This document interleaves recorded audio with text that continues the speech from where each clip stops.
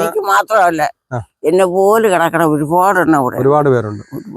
എല്ലാവർക്കും കിട്ടും. ഈ റോഡിനാണല്ലോ, ഈ റോഡിൻ്റെ സെൻട്രലായിട്ടാണ് ഈ ഒരു വീട്.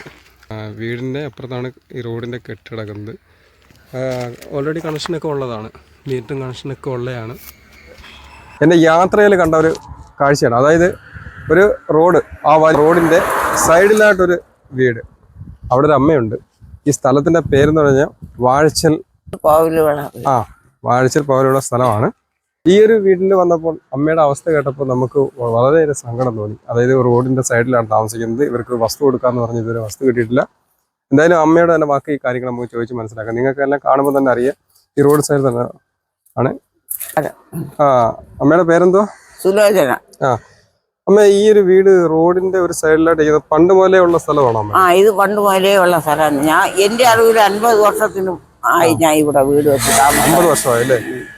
49-50 വർഷമാകുമ്പോണ്.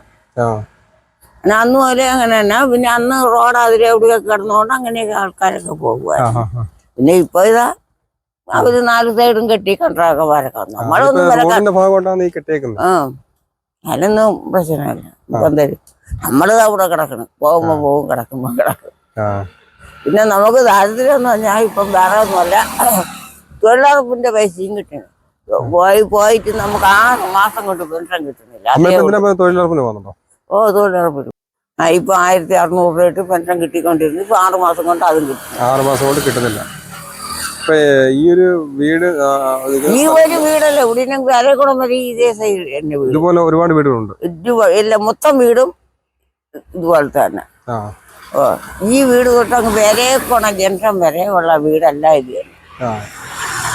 ഞാൻ വലിയ വലിയ വീടുകളിലിരിക്കണം, അത് വസ്തുക്കൾ വാങ്ങിച്ചല്ല, അത് പാവങ്ങൾ നമ്മളെ പാവങ്ങളെ നയിക്കണം. ഇതും അവിടെ അങ്ങോട്ടല്ല. ഇവിടെ ഇപ്പൊ അമ്മ മാത്രമേ അവിടെ താമസം? എന്റെ ഒരു കൊച്ചുമോളുണ്ട്, അവളങ്ങ് നിന്ന് പഠിക്കുന്നു. തൊഴിലുറപ്പ് ജോലി ചെയ്താണ് ജീവിക്കുന്നത്. തൊഴിലുറപ്പും ചെയ്തു പെൻഷൻ കിട്ടണ കൊണ്ട് ജീവിക്കാം. കൂലിപ്പണിക്കൊന്നും ഇനി കഴിവില്ല. നമുക്ക് ഈ റോഡ് പണിക്കാർ ഈ വസ്തു ഏറ്റെടുത്തപ്പോ എന്താണ് ഈ റോഡ് പണിക്കാർ എവിടെ സ്ഥലങ്ങൾ നോക്കണ്? ഇവര് ഈ റോഡ് കൺട്രാക്ടർമാരുടെ സ്ഥലങ്ങൾ മുമ്പറമാരുടെയൊക്കെ പറഞ്ഞിരിക്കുന്നു സ്ഥലം നോക്കാനൊക്കെ. അങ്ങനെയാണ് ഒരു സ്ഥലം നോക്കണേ. ഇത്ര 42 വീട്ടുകാർക്ക് സ്ഥലം നോക്കി കണ്ടെത്തുകയാണ്. ഇവരെ ഇട്ടത്തിൽ 30,000, 20,000, 50,000 രൂപ, 40,000, 30,000 രൂപയ്ക്ക് കൂടെ സ്ഥലം കിട്ടും. ഈ സ്ഥലം ഇത് കോവിൽ വിള ചിറയാടിക്കരെന്ന് പറയും. പിന്നെ അത് പോയിട്ട് കളിവിളാകാം എന്നൊക്കെ പറയും. പിന്നെ വാഴിച്ചലാണ് യഥാർത്ഥ വാഴിച്ചൽ വരെ കോണം. അതാണ് ഈ സ്ഥലം. വാഴിച്ചൽ അങ്ങ് താഴെയാണ്, ഇത് കളിവിളാകമാണ്. നെടുമങ്ങാട് തിരുവനന്തപുരം റോഡായിട്ടാണ് ഇത് വരുന്നത്. അങ്ങനെ എന്തോ ആണ്. സ്വർണ്ണക്കോട് റോഡ്, നെടുമങ്ങാട് സ്വർണ്ണക്കോട് എന്ന് പറയണേ എനിക്കറിയാവും. പിന്നെ ബാക്കിയൊന്നും എനിക്കറിഞ്ഞൂടാ. ഞാൻ ജനിച്ച ആളോട്ട് ഇതേ കേൾക്കണുള്ളൂ. യാത്ര ചെയ്ത് വരുമ്പോൾ ഈ റോഡ് സൈഡിലായിട്ടാണ് ഈ ഒരു വീട് നമുക്ക് കാണാൻ കഴിയുന്നത്.